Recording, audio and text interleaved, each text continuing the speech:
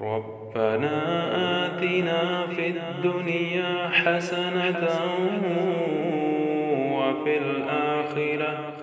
وفي الآخرة حسنة وقنا عذاب النار.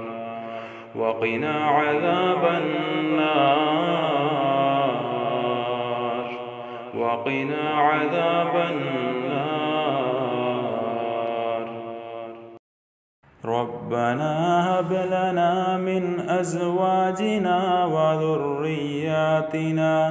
وذرياتنا قرة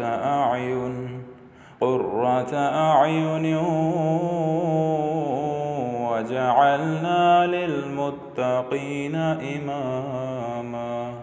الذين آمنوا وتطمئن قلوبهم بذكر الله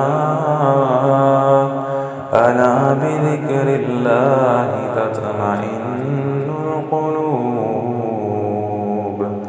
ألا بذكر الله تطمئن القلوب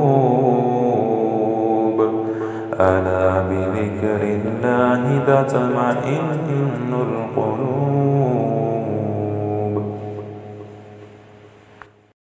واستعينوا بالصبر والصلاة